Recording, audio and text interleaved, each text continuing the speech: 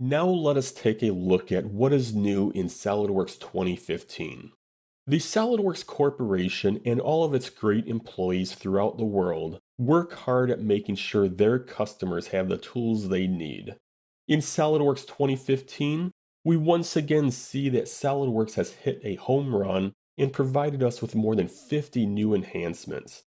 Because many of the enhancements are focused on power users in software specific applications like surfacing, electrical, costing, and enterprise PDM, we will only focus on the SolidWorks 2015 enhancements that are considered part of a fundamentals course. You will learn about a new enhancement called Dynamic Reference Visualization, which enables you to visually see the parent and child relationship in the Feature Manager design tree.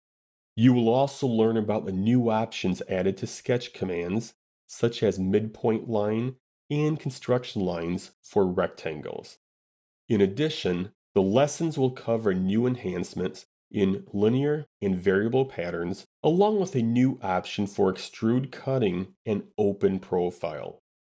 In the assembly environment, you will experience a new enhancement for moving and rotating components, along with a new option for centerlines and balloons in 2D drawings.